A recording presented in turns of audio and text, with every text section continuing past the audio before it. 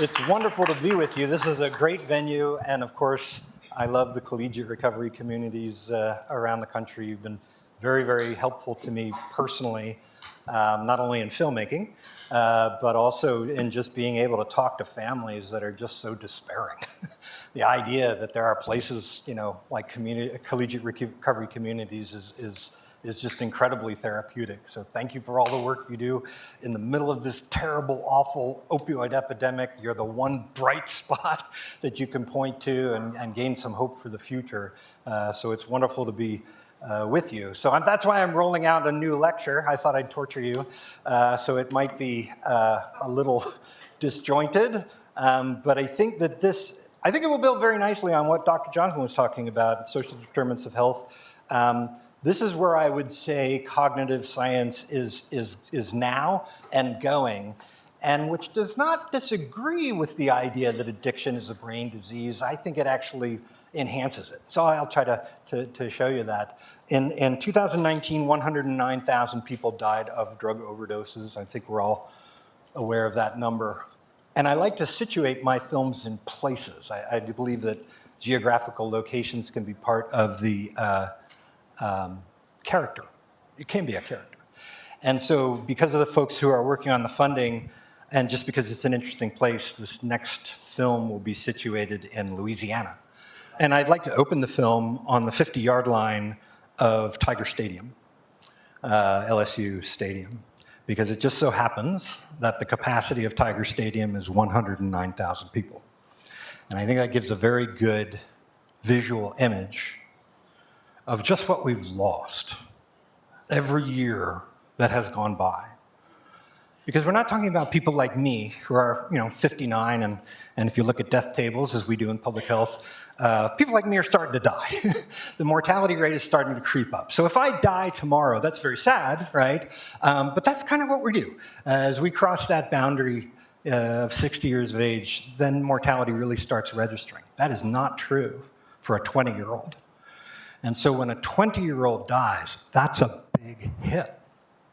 And it starts pulling down the numbers that are the numbers by which we measure whether a society is functional or not.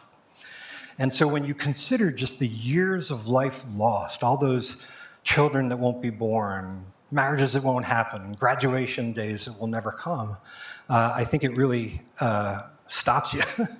And kind of reifies that idea that these are not just numbers, that this is a massive loss for our country. And then the other thing you can do is you can cut between people in the stadium, and on a game day, lots of good camera candy there to film, very exciting. And then you can dissolve to an empty stadium, and you can kind of see how people move through their life. You can kind of understand how the life course model shows that people move from periods of risk into different periods of risk throughout their life. And so when a person moves into a collegiate recovery community, they have completely changed the risk environment within which they are operating. And I think that would be a good visual image. So, if any of you have a spare $3 million that you'd like to give, then give me a call. All right. So this is the question that has been on my mind for the last 20 years. It's an old chestnut, and it's kind of evolved. And I think that this topic of 4E cognition is a way of understanding the idea of addiction as a brain disease more accurately. What I've found over the last 20 years of talking about this is that it's kind of like that picture of the dress. You know the one I'm talking about? Is that some people look at this picture and they see white and gold, and other people look at the picture and they see something completely different. That's sort of the way people approach the whole idea of addiction as a brain disease. And so if I get the sense, as I'm talking with a family or a patient or an audience, that the disease language is going to turn them off, I drop it. It's not necessary. You don't need to believe that addiction is a disease to get sober. Lots of people who do, who don't. What I'm trying to do is help that person craft their narrative of their recovery. Because a lot of what addiction is about sense-making and the way we take in information or the way we react to sensory information intoxication is some of the most powerful sensory experiences that it's possible to have as a human being. And so addiction is a disorder in that.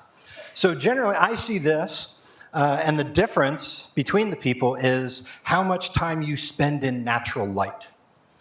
And so if people spend a lot of time outdoors, they're more likely to see this, because the brain sort of takes in this ambiguous information and it fills in what's missing.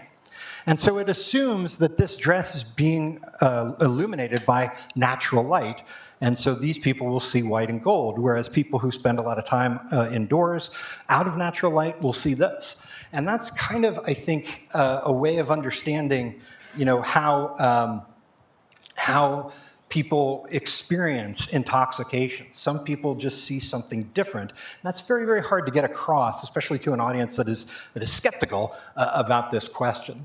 And really what we're talking about is how the brain makes models, right? And I think part of the problem in some of our thinking in the United States is that we don't have a great word for addiction. The French do. I think the French have a much more accurate word. So they call it, for instance, heroin addiction, heroin use disorder, toxomanie à la héroïne. Doesn't that sound nice? Wouldn't you much rather have that than be a junkie, right? Sorry about my stigmatizing language. But I think the point of this word is that it gets to the basic idea, is that we are talking about toxins in the environment. And if there is one model that I've found has always stood me in good stead, that really helps me process the problems that come up with addiction and recovery, it would be environmental toxicology. So fentanyl is a toxin. The world has toxins in it. There's a cone snail in Australia that if you're walking on the beach and you pick it up and it stings you, you will be dead before you hit the ground. And so I think that that's a way of understanding, exactly what's happening. It has to do with the exposures that we have gone through in our life. Have we been exposed to trauma? Have we been exposed to unstable housing? I mean, one of the cruelest things you can do is evict a young woman with young children. That is a very, very toxic exposure. And if those exposures add up, and then a person should be exposed to an intoxicant, it matters. And I think that this is a way of sort of understanding how trauma works, how mass incarceration works, how things like fentanyl work. Fentanyl is a very, very unusual opioid molecule, and it is the properties, its molecular properties, the fact that it's small, the fact that it's lipophilic, which actually drive the danger, the lethality of that particular opioid. So it's lethal in ways that heroin could never be, right? So when I'm trying to figure out what to do about addiction, I default to this. So when you're analyzing a problem like safe supply, and I gotta say, when I hear about user addicts or people who are doing really cutting edge harm reduction stuff in places like Vancouver, man, these people are badass. I really appreciate where they come from, because that's kind of where I come from. But I don't know, so the idea of safe supply is because the drug supply is poisoned, right? Because it's unsafe. The idea is to distribute fentanyl by prescription that is pure and the dosage is known. And I guess if you're a public health official and you're very worried about the overdose epidemic and you go to people who actually suffer from the disorder and you say, what should we do? Don't be surprised if they say free pure drugs, right? That's kind of what you can expect. That's what I would say. And then we'll move from there. But the idea that we should just give people fentanyl, I think, is a bridge that may be a little too far. As a recipient of a public health degree, I'm not sure if that's really the legitimate practice of public health, but I could be wrong, and I'm very willing to be talked out of that. But I don't know of any problems in environmental toxicology. I don't know of any pollution problems where the solution to that problem is putting more toxin into the environment. And so there are laws against putting toxins into the environment. And all of a sudden, environmental law applies to that policy. I'd like to see environmental law applied to disproportionate incarceration and policing, because I think that's also a toxic exposure. So I always like to think about toxicology. The father of toxicology is Paracelsus, and he said that the dose alone makes the poison. But you may have heard of condition tolerance. Condition tolerance is what you see when people use a drug like heroin that is a sublethal dose in the same place every day. Like maybe they use heroin in their apartment every single day, the dose that does not kill them. If they are moved into a different environment, a new environment, suddenly that sublethal dose becomes lethal.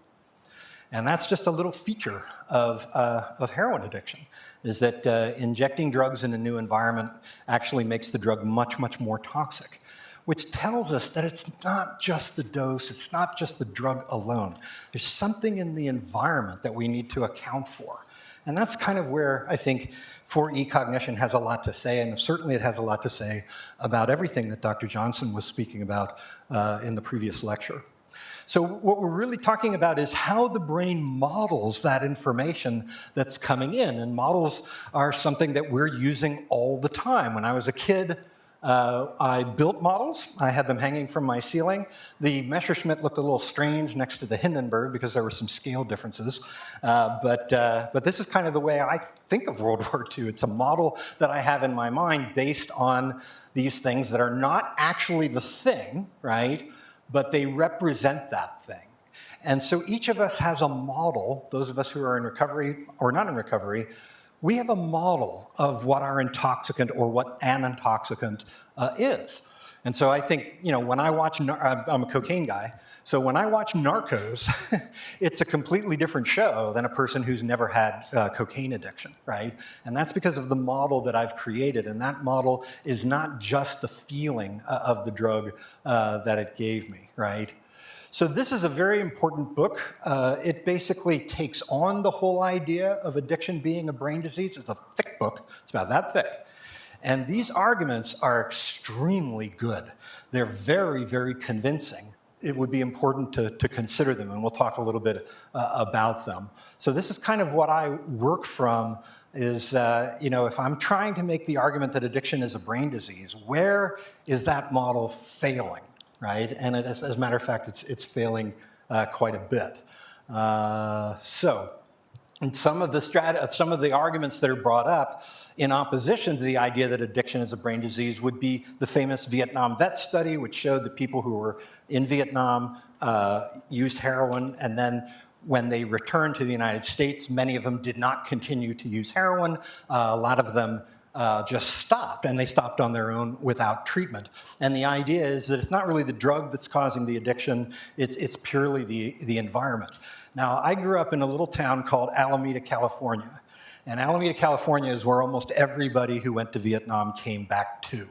And I can tell you right now, there was a side of the island that you did not go to because it was so dangerous. So what actually happened to these heroin-using soldiers when they came back is a bit of a mystery. They stopped heroin, yes, but did their addiction stop? Or did it just drift? And that's what we don't really have data on. By the way, the doctor who did this, Lee Robbins, she was one of the first psychiatric epidemiologists. And when just before she died, she wrote a passage about all the attention that the Vietnam study was getting. And she said, it wasn't really that people got better, that amazed us about this data. It was the fact that heroin addicts lived at all. Because the assumption back then, right, was that if you have heroin addiction, it's just a matter of time. You are going to die. And so here was a group that wasn't dying, right? And so that is, I think, the really important part of this study. You've all heard of the Rat Park study. There's a fascinating study. I do not disagree with the basic message of this study.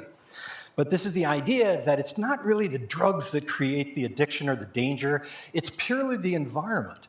And if you put a rat in a Skinner box and give it an opportunity to use heroin, he's going to become addicted at a much different rate than if you put that mouse into an environment that's much more supportive, right?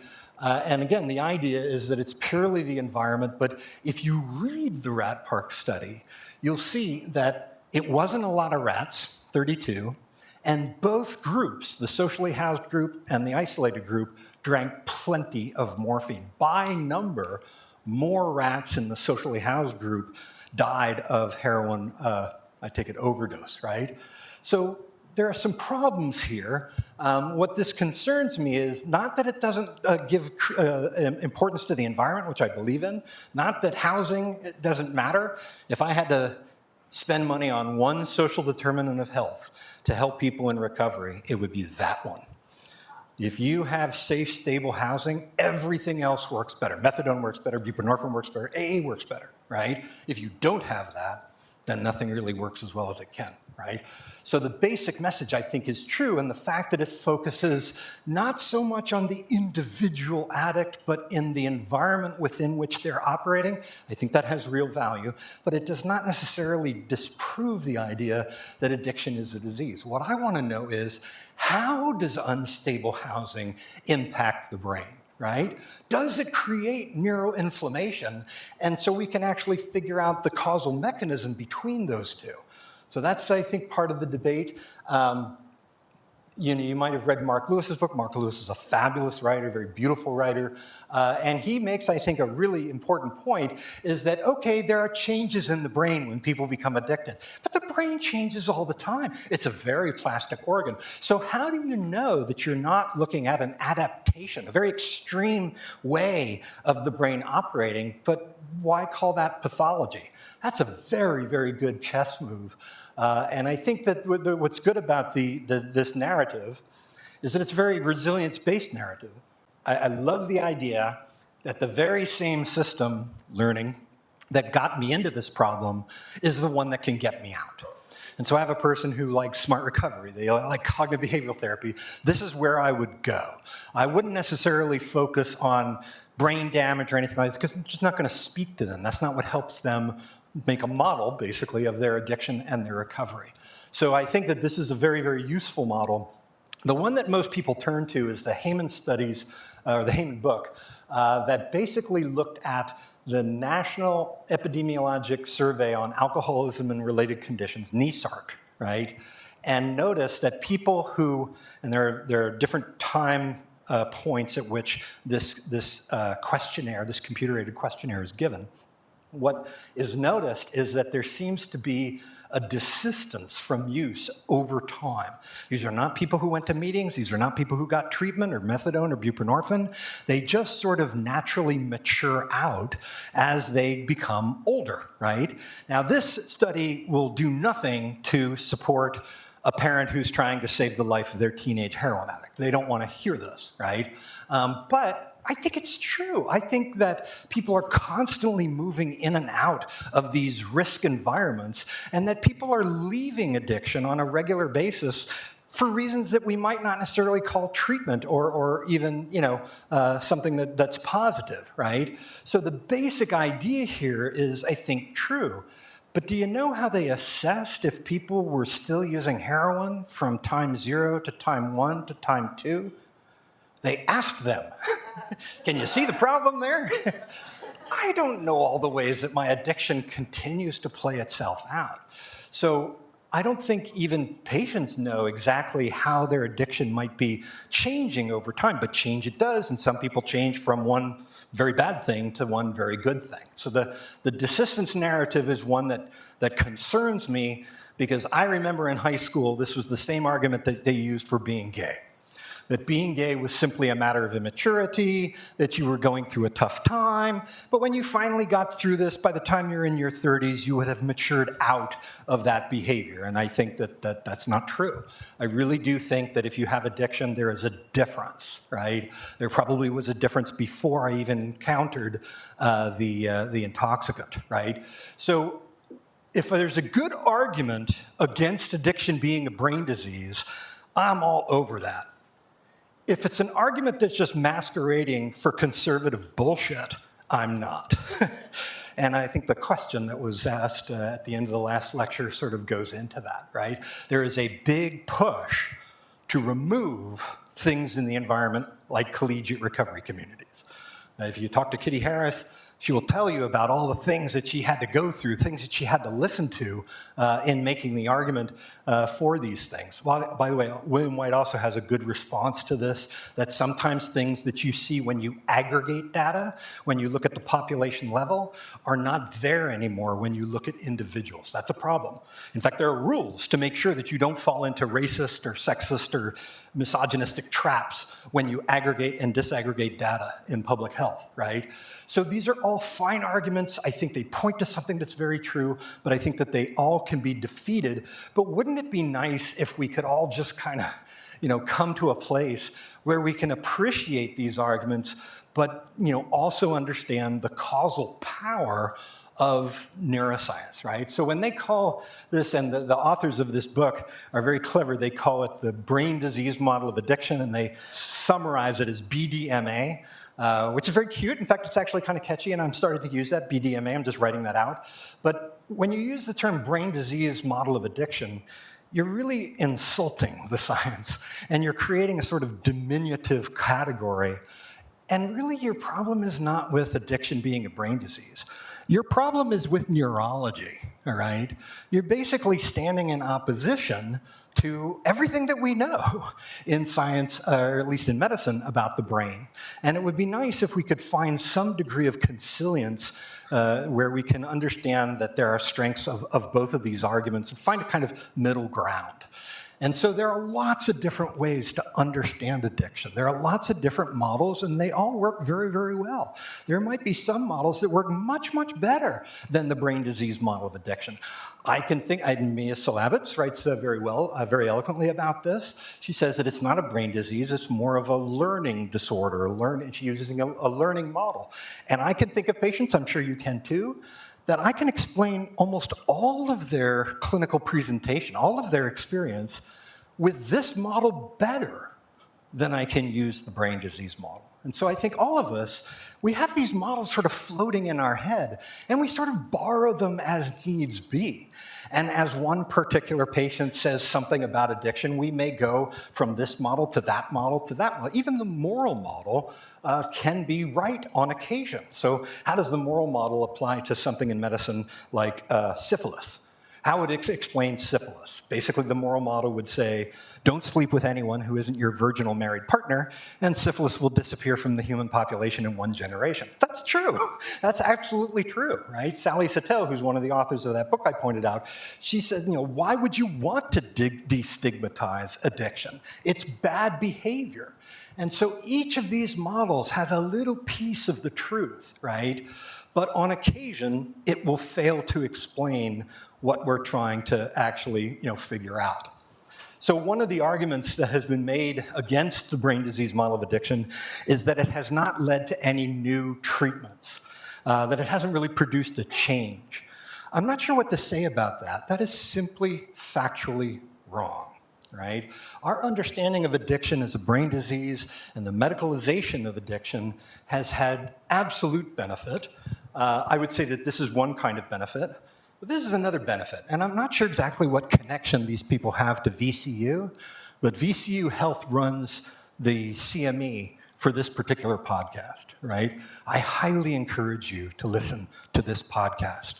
Listen to the first episode. Listen to the first 15 minutes of the first episode, which is done by Dr. Ruth Potee on methadone, right? The way these doctors speak about their patients, the empathy, the compassion, the appreciation, the advocacy, that did not exist when I came to recovery in 1997, right? So the mere fact that this now exists where it didn't is because of that medicalization and because of the expansion of postgraduate medical training in addiction medicine, right? If addiction's not a disease, then all of this goes away, and because there's no need for it, right? And really, addiction medicine is more like cosmetic surgery, right? It's something that doctors do, but it's not necessarily pathology. It turns buprenorphine into Botox, right? So I think that if I want to point to one piece of evidence that tells me that the disease model has been better for people with addiction, this podcast is my number one piece of evidence, right? wouldn't it be nice if we could put all of these models together? And that's where I think a public health model does do that. It appreciates the strengths of each model. You can borrow from each model as need be, but it doesn't fall into some of the traps that just looking at the brain to explain addiction can lead us to. This is the way I see the brain disease model situated within the public health model. The public health model completely subsumes the causal power of that reductive, materialistic, yes, vulgar disease model, but it also takes other things in the environment and in that person into account. So there's come now a tendency to say that addiction is not a disease and yet also advocate for a public health approach to addiction. And as a new recipient of a master's in public health, I'm going to call bullshit on that. You cannot do both, right? If you look, even a cursory understanding of public health, the public health model is based on that, yes, highly reductive, highly materialistic understanding of disease. And so if you can pick one or the other, right? But you can't say that addiction's not a disease and we're still going to take a public health approach to addiction. They're not consistent, right? And this is where I won't go into this because it's already been discussed, but this is where a public health model can address some of these very, very important things. So it took me 3 tries to get my MPH. And so the first time I tried it was in 2000, so before 9/11, at the San Diego State University. And it was great. I did like 30 units, and then I ran out of money. I just didn't have any more money, so I had to drop out. The second time I tried it was at the University of Utah in 2010. And we ended up moving out of Utah, so I had to stop that. And 30 more units, because they wouldn't let you transfer, right? So I had to transfer out. The last time, the pandemic allowed me to do the online program at the University of Arizona. So again, I did 30 more units, right, to get that MPH. And the reason I'm telling you this is that it is fascinating how the curriculum changed from 2000 to 2010 to 2020, right? In 2000, everything about public health was health promotion, focusing on unhealthy behaviors in the individual, right? What can we do to help that person change their behavior? By the time we were in 2020, now there was a much better appreciation of how you can do that, but unless you change the environment, you're not going to be successful. And you have to not just look at the actual environment, but the systemic nature within which that person is operating. And that, I think, is much better at answering, what are now the key problems in public health, which is health disparities and health inequities, right? I'll just give you this is the way I keep them all straight. You can look at that later if you download the slides, right? So what I'm talking about here is, I think, a very, very controversial idea. The idea that addiction is a disease of volition, right? And I'm going to use the term volition because volition is more than just free will, more than just agency, more than just choice. It's all the things that go into what we would consider making decisions that, operate in the world and are according to my values, right? So a lot of people make the argument that addiction is a disease because of what it will do, right? They're making teleologic arguments, right? If we call addiction a brain disease, more people come to treatment. Fewer people are ashamed, right? We get paid. That's important, right? And I'm not making a teleologic argument. I'm not saying, that I'm going to base my argument on what it will do if addiction is a disease. I'm asking an ontologic argument, which is, could a disease of choice exist? Is that something that is even possible in the natural world? And I can't come up with a scientific reason why not. I can come up with political reasons why not. I can come up with religious reasons why not. But there's no reason that you couldn't essentially reduce, and probably miss things along the way, the capacity of volition to what's actually going on in the brain. But at that point, we will need more than the brain to understand how the brain actually does this. So one of the other arguments is that it's very, very difficult to understand what disease is, to get a definition of disease. We don't really have a good model of disease. That's not true for doctors. I can tell you, when we're in a clinic, when we're practicing, right, we are all basically using the same model. Whatever your specialty, whether you got a DO or an MD, we're all basically appealing to that Enlightenment idea of a clockwork universe, that the things in the universe, planetary motion, right, can be understood. You can find the math around that thing, right? And that is the basic idea in modern medicine, is that we are looking for the material mechanism of something like smallpox or fixing something like breast cancer, right? And that model is vulgar in its reductionism. Patients don't like to be reduced to defects in organs. But we should be careful not to let it go, because it's been the most successful endeavor that human beings have ever undertaken. The fact that the human lifespan doubled in 100 years' time is credit to that materiality and that mechanism of disease. Whether addiction fits this or not, yes, that's an interesting debate. But I'd like to give credit where credit is due, right? And the fact is that I don't have any fear that medicine is going to go away, right? I do have fear that it will be overly reductive. So for instance, if you're a family practitioner, this is the model you're using when you pick a chart up out of a basket and you go into that room. But every family practitioner I know will tell you the limits of this model. They want to know more about integrative medicine, Eastern medicine, the values of that community. So I don't know a single practitioner who doesn't understand that as good as this is, we need more, right? And I guess that's the argument that I'm making about the brain disease model of addiction, is that we need more. This is my favorite painting. It's the School of Athens by Raphael. This is the room it's in. It's in one of the papal apartments at the Vatican. This is me in that room. And what I love about this painting is that it gets right to the heart of the matter, right? You've basically got these two philosophers, one the student of the other, right? And Platonic ideals are about what's in, the perfect forms of the world, things that are outside space and time, coming to truth through thought and intuition. And Aristotle, and you notice he's motioning to the earth, to nature, right, is really, that mechanism. What are the actual substances? What are the things in the world that actually, are the mechanisms? And that's sort of the idea of a clockwork universe. And even though it's got problems, even though there have been a lot of pushback, it's not going anywhere, right? So the brain disease model of addiction, for all of its, sloppiness and vulgarity, it is still the most powerful model that we have, right? So one of the things that came out of the Enlightenment was the idea that there are two things in the world. There are material things like the brain, and there are more mental things like the mind, right?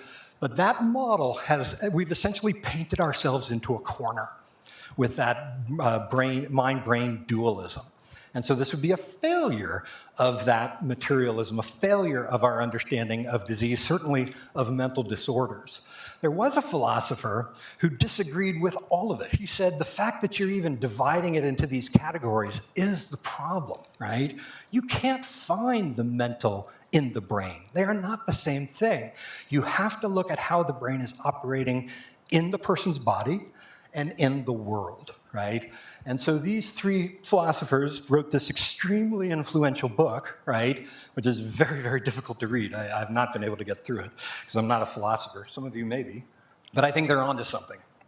I think they're onto something, and this would be the idea that we don't just take in perceptual information and have a picture of something that we saw in our mind and manipulate that or turn it into symbols and manipulate that. That would be computer functionalism, which is very important in AI. We are actively engaged in the world when we perceive something. And if all we do is look at the eyes and the brain, we will miss what vision is. And so the idea behind embodied cognition is that which we label cognition is embodied, embedded, extended, and enacted. And if we want to understand choice, we have to understand the brain, yes, but then we need to move past that. We need to look at what's going on in the environment, right? And so this is the idea that something like a choice is very much based on what we can do in the environment. When a person comes to a collegiate recovery community, they can do certain things. The whole project is, how can you study? How can you get a good grade? How can you get to where you want to get to in the future? And that's why I think it's so successful, is that it's basically working on an enactivist model. You're essentially changing the risk field within which that person is operating, right? So I'd like to tell you about 4 patients that I think illustrate this 4E understanding of this. And I'm going to try to go a little quickly here. And these are 4 patients that I always try to keep in my mind when I'm trying to figure out a problem in addiction. These are 4 patients who taught me something extremely vital, indispensable about addiction. And if I forget any one of them, I'm going to make mistakes. The first patient was the first patient that I ever saw. This is an elderly gentleman with pancreatitis. This was the first few moments of my 3rd year of medical school, which was my surgery clerkship. And the first room that the surgeons walked into, and of course I'm a medical student, so I'm at the back, right, was this gentleman who had been admitted again for pancreatitis. And I can remember something from pathology, I could remember something from pathology, that pancreatitis is one of the most painful conditions a person can have and still live. So the pain is just unbelievable. And I'm going to use the stock footage here, a stock photo, to kind of show the blocking of what it looked like. It didn't look that happy, let's put it that way.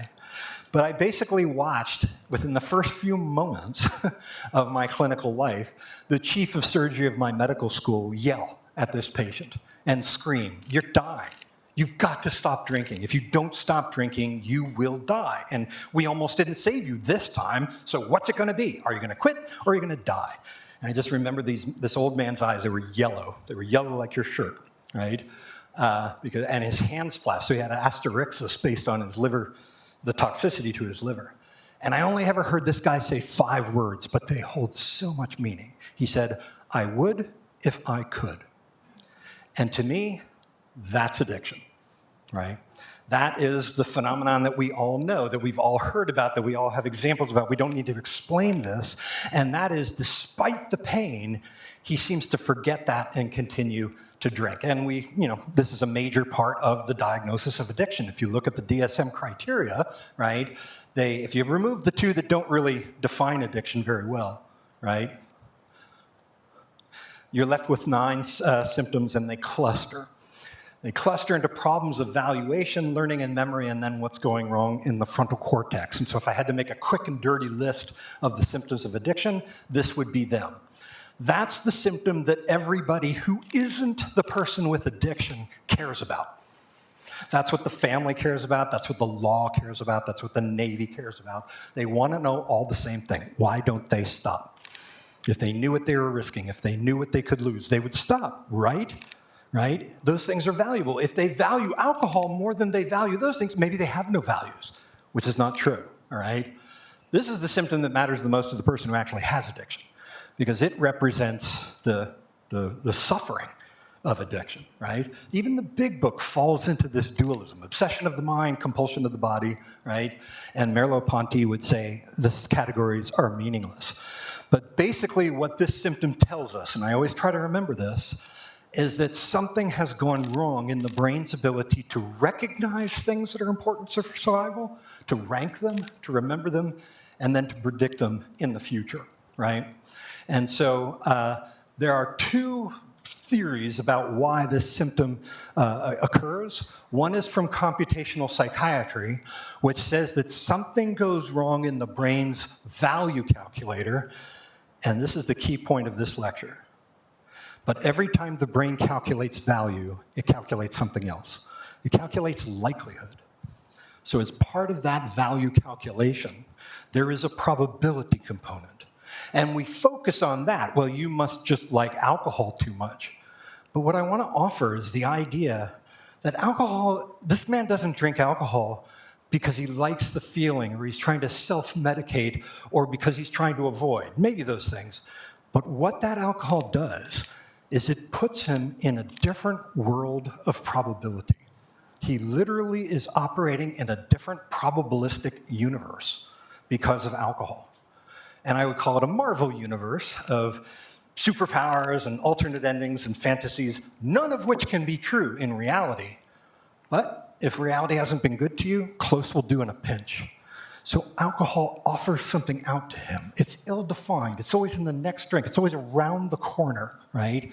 And so when the doctor says, stop drinking or you'll die, there is always a chance to hedge your bets that I will eventually find what it is that alcohol has suggested to me, right? So this is what this old elderly gentleman taught me, is that if you want to locate his choice, what's going wrong with his choice, you have to look at the brain. But then there's embodied cognition that says the brain doesn't calculate anything. If you want to understand his choice, you have to look at his body, because his choice is just as much in his body as it is in his brain. And so this is where we can get into some very exciting areas of medicine, which is, how does the condition of our immune system actually guide our emotions and our choices? How does unstable housing, or more importantly, housing discrimination, change the inflammatory state of that person's body? Because now that I remember the case, he wasn't just there for pancreatitis. He had something else. He had something called pseudomembranous colitis, which is a bacterial overgrowth of a particularly nasty pathogen called Clostridium difficile that you can sometimes get in hospitalized patients who take IV antibiotics. And so if you want to understand why don't you stop, you actually have to look at what's going on in his gut, because all of those factors figure in. And so when we like the brain disease model, we like choice because it situates the problem on the individual. It makes them responsible. This is, I think, the biggest failing of the brain disease model of addiction. It doesn't look at how society made some choices that are also really contributing and really part of, indivisible from, his choice to have another drink, right? And so what I'm talking about is a very basic process that the body uses called inflammation, and it's used all the time to fight off pathogens, repair damage, and signal danger, right? So what I'm saying is the very same inflammation in the alveoli or the blood vessels of one of our fellow citizens who is dying of COVID is the very same process in depression, in addiction, in trauma. In the person with COVID, it's happening all at once over a matter of days in their lungs. In the person with those other disorders, it's happening in their brain over a period of years. But it is essentially the very same process. I can point out an article, I can send you an article about a drug called Abidulast. It's an anti-interleukin 6 drug. It basically blocks that inflammatory factor, that cytokine, and it's been shown to decrease relapse to alcohol. And so it could be that a great deal of what makes that person relapse or stay sober is the inflammatory condition of their body. And if I may build on what Dr. Johnson says, it is housing, it is systemic racism, it is economic inopportunity, it is disinvestment from communities, right? That is causing the inflammation, and that's what's essentially shifting that burden to that individual. So that's the other thing that this elderly gentleman taught me that I try never to forget. If I really want to understand addiction, I have to move beyond the brain. Next patient I want to talk to you about is really one of the first patients that I ever saw as a doctor. So this was the first day of my internship. I got a scholarship in the Navy to go to medical school. So on the first day of my internship, this was Oakland Naval Hospital in California, it doesn't exist anymore. I'm wearing a white coat and a Navy lieutenant's uniform under that white coat. And about halfway through the shift in the ER, the shore patrol brought in a sailor who had been UA, unauthorized absence. This is the Navy equivalent of AWOL. And he needed a confinement physical, which is a form that you have to fill out by a doctor if you want to put someone in the brig to make sure that they're healthy enough to do that. And there used to be a line, it's not there anymore, that says, I certify that this person is healthy enough to go on a diet of bread and water. We don't use that anymore. That's kind of an arcane punishment, but that's what it says, right? And so I dismissed the shore patrol and I sat down with this guy, and he told a very, very moving story. He wasn't really sure how he got it. He's probably hanging around the wrong end of Alameda, for one thing. But that's, somehow he became addicted to heroin, and he was trying to quit. He tried so many times. But then he was actually successful. He put together about 5 months of sobriety. But the craving, it was constantly coming back. And it was the way that he described it, the emotion that he was able to capture in his words, that really got its hooks into me. I've never forgotten that. This is long before my own addiction. And what he was describing was a missing, a grieving, a nostalgia for the drug. And I've always been very, very curious about that, right? But to me, that's addiction. Not only his craving, right? And the overconfidence that he had in his ability to just quit on his own, right?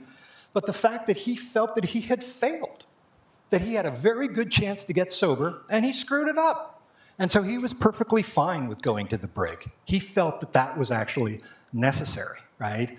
What this young sailor could never have understood is that there was a time in the Navy when the Navy treated heroin addiction. In fact, this was just after the Vietnam War. There's an old episode of Hawaii Five-0, the original one, where the producers of Hawaii Five-0 worked with the Navy to make an episode about a heroin ring aboard a ship that was shortly going to dock in Honolulu. And Dano, it's called Follow the White Brick Road, Dano goes undercover as a pharmacist mate, and there's this great scene where he's trying to counsel a sailor going into withdrawal. And he says, hey, it's going to be okay. You're going to report yourself, get treatment, and then nothing less than a dishonorable discharge, maybe going back to work, right? Same model that you would expect to see in the HIMSS program for pilots, PHPs for healthcare professionals, CRCs for college students, occupationally based treatment and then post-treatment monitoring. And you're probably thinking the same thing that I am, right? What a great Navy. How do you get into that Navy, all right? Because that's not the Navy I was in. And it certainly wasn't the Navy that that young sailor was in that I met him on. What happened? There was an accident. Those of you who've seen the second film, you know the story. On the flight deck of the USS Nimitz, a plane was coming aboard. I'll just kind of skip to the ending, and it crashed. And it killed not only the 4 people on board, but a whole bunch of people on the deck. And when they did autopsies on the people on the deck, they found cannabis. And that was the point at which the Secretary of the Navy said, we treat what? We treat heroin addicts in the Navy? And at that time, he was a good Secretary of the Navy because he brought back leather flight jackets for pilots. But he was also the Secretary of the Navy when tailhook happened. I don't know if any of you can remember this, but he was very much a pilot's pilot, let's put it that way.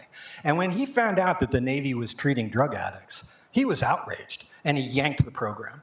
And that is actually where the word zero tolerance came from. We know those words because the Navy used them. Not on my ship, not in my Navy.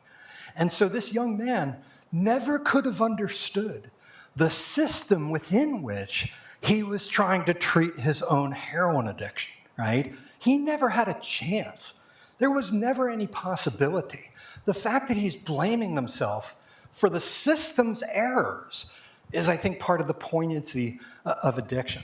And so systems, when they suddenly realize there are things like college education for people with drug addiction, they will yank the program. And that is why we have to constantly, and this is going to be, you'll be doing this for the rest of your life, make this argument over and over again. HIMSS program, PHPs. This is why we do this. It's safer. It improves quality of care for patients, right? But what the system will do is it will shift that risk from itself onto the individual. And that's invisible to the person who's actually trying to stay sober. So this is, I think, the second part that's very important to remember about addiction. This is what this sailor tells me, is that addiction is embedded. It is situated in a particular time and space, right? And if you really want to understand addiction, you have to look at the system within which it's operating. Where is his choice? The Navy has a good chunk of it. And if he had known that there was a way that he could come forward and get treated, his entire addiction would change. Do you understand what I'm saying? When you move from Vancouver to Seattle, addiction changes. It's a completely different disorder. You're operating in a completely different risk environment. Be very careful generalizing what you find in Portugal and Canada to the United States. I went to Morocco with my family over the summer, and all the people on our tour were Canadians. You know, I'm starting to think that Canadians are actually a higher form of human evolved life, right? They're so nice, right? They absolutely make sure that everyone has universal access to healthcare. They can say sorry, right? That's not something an American could do. They're nice people. They care about each other. Peace, order, and good government, very different from life, liberty, and the pursuit of happiness. So believe me, I love my country. I assure you I'm a patriot. Americans are assholes, all right? And that's the answer to that question that the previous speaker got. Americans do not care about each other. Americans restrict people from health care. Americans want the money stays in their bank account. Americans ask questions, offensive questions, like the one that was asked after that last lecture. Sorry, right? And that figures in. That figures in. Well, and this is what concerns me about this new push towards legalization. There are people who are still in prison for what happened in the drug war, right? And that's what I'd like to mention about this third patient. Now, this happened when I was a flight surgeon, so I graduated from my internship, graduated from flight school, and I had an F-18 squadron. Those of you know the story, you know the story. And one night we were flying very high over California, right? And the flying was great, right?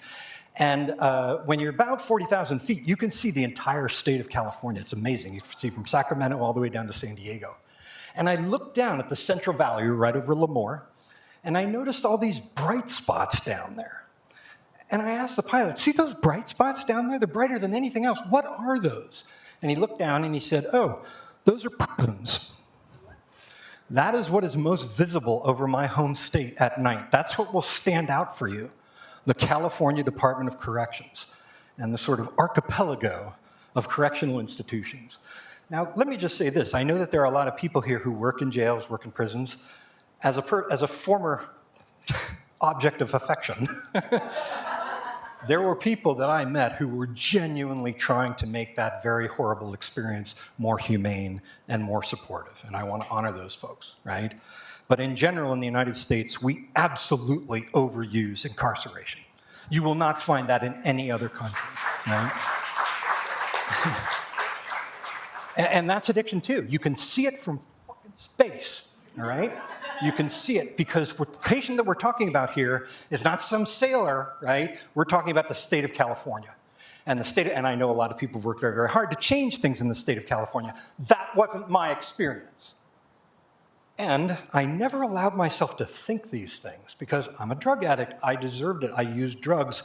I did 5 years of formal criminal probation in Orange County, California. It was brutal. You understand, when you keep someone on a probationary status, they are in a degraded health status. You are keeping them in this dangerous area. Stress is higher, heart disease higher, death is higher, right? And I can tell you right now,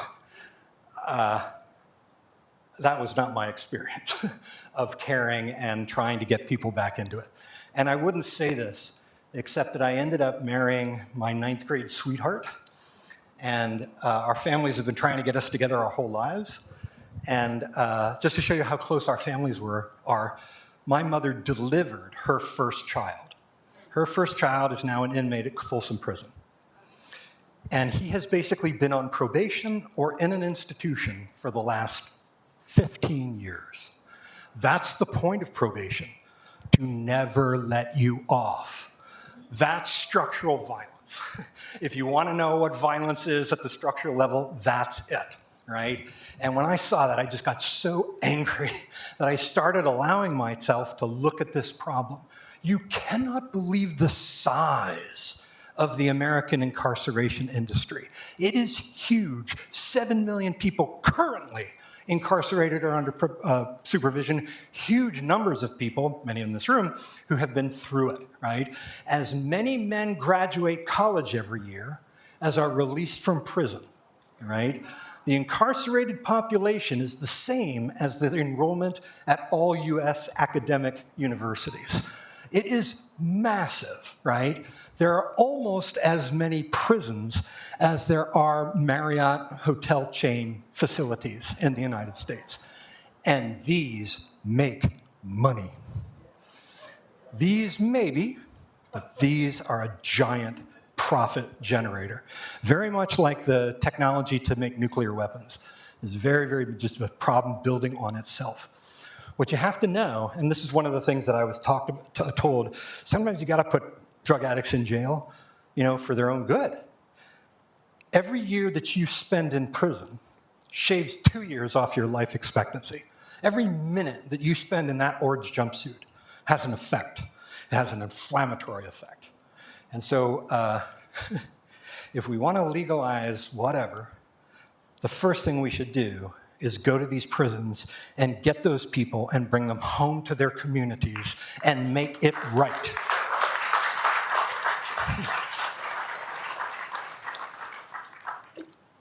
I think it says something about a country, and I don't think this thing is very good, when a white guy in Boulder, Colorado can make $1 million doing the same thing that a black guy did, and that black guy still has 10 more years on his federal sentence. The sentences that were handed out, 40, 50, 60 years consecutively, right? That is violence. Those prosecutors didn't see any humanity in the people that they were prosecuting. That needs to be repaired. There can be no justice without repair of that. And one of the things that concerns me is in California, they're saying, well, let's legalize cannabis and make the folks who were arrested for cannabis the people who are selling it. Can you see the problem there, all right? I don't need to go back and take part in the selling of cocaine, all right? That's not good for me. It might be good for some people. I certainly would want to see that benefit shared, but people just do not understand addiction. They don't. You do. You do.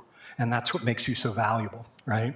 So I would start to see the criminal justice system as a toxic exposure, that it is actually, and I think it should be framed this way, as a threat to the nation's public health, that it is a problem. That it does not dismiss the very good work that people are doing in the belly of the beast, right? But we need to change this. No other country does this. Well, Russia does it for political reasons, right? But we do it basically because we can, and we're in the habit of it. And this is basically the third idea, right? That the environment offers up chances to do things, right? That program to treat sailors with heroin addiction was an affordance that the Navy allowed those sailors at that time. When the political heat got hot, they removed that affordance. And in doing so, they completely changed that sailor's addiction, right? So we, as drug addicts, often look at things in the world, right? And we use them in the service of our addiction. I think a normal person takes Vicodin and they have a feeling and they go, wow, that's great.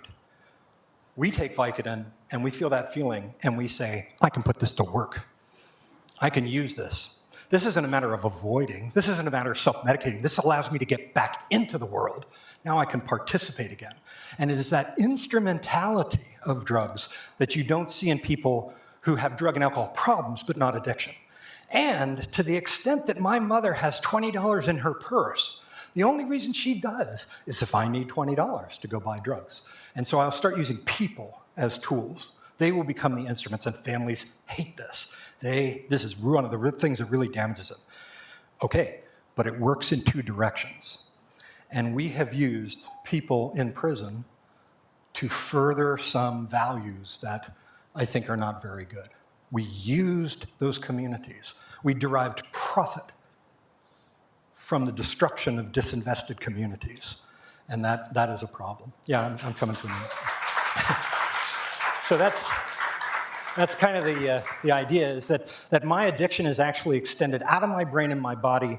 It's not just in a period of time, it's extended into the universe, into the environment, right? And so when I learned about a collegiate recovery community, my addiction shifts. It becomes a little more likely that I will get into recovery. Last patient I want to tell you about is me. I have my own history to this. I can remember I put together some time, and then the craving kicked in. I finally understood what that young sailor was talking about.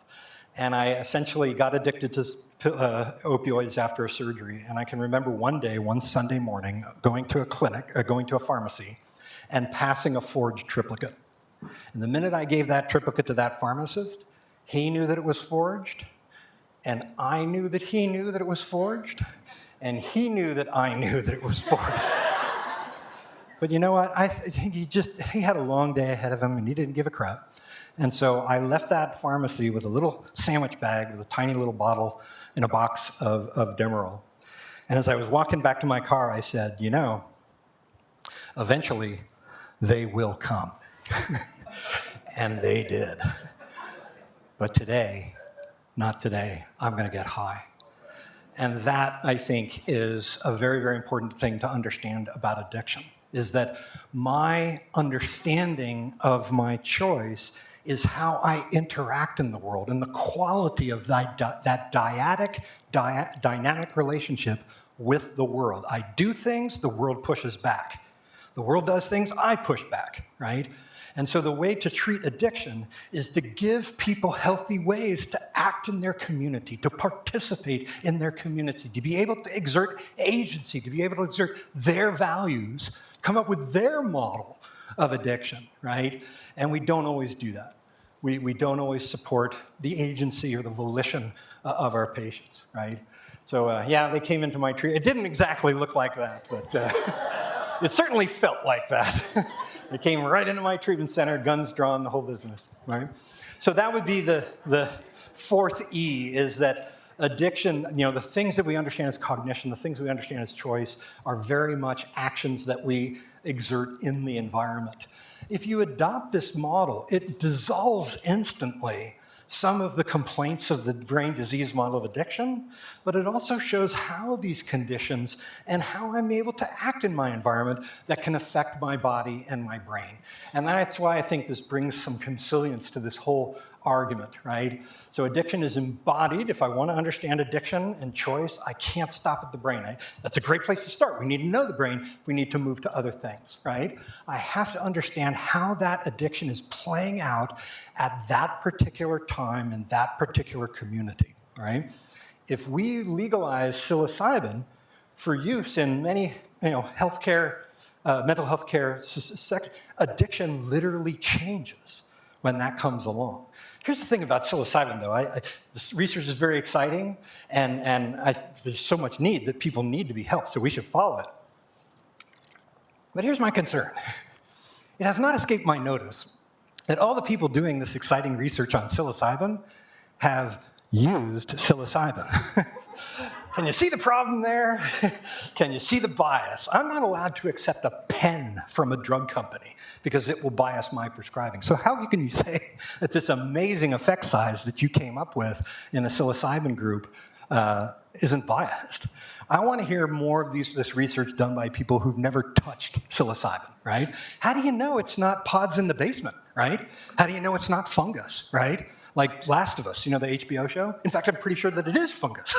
It's mushrooms, right? So we have a fungus issue, right? So that's, I think, the thing is that if you look at the one law that helps people with drug addiction, and that's the Patient Protection and Affordable Care Act, it completely changed the landscape of how addiction plays out and how it can be treated, right? Addiction is extended, right? We have to understand that when I use that drug, it put a tool in my hand, and it was a powerful tool. Eventually it failed. I'm gonna need something to replace it. I'm gonna need tools to be able to handle that. But remember that sometimes my addiction can drift into some very ugly behavior, but believe me, people with addiction do bad things, and the world gets us back, I assure you.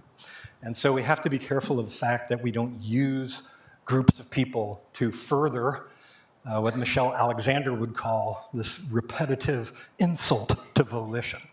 Slavery, Jim Crow, mass incarceration. I think there's a fourth iteration, and I'm just about to stop here, of this cycle. Someone asked me, what do you think the fourth iteration is? I had to really think about it. I believe it is this: denying someone a healthcare benefit when you, in fact, have it for yourself. That is a particularly ugly thing, and you see it all the time. And then the last one is I really have to be able to act in my environment, do exciting things. The world's going to push back, but I can find more healthy ways of interacting. And I think that that's a good place to stop.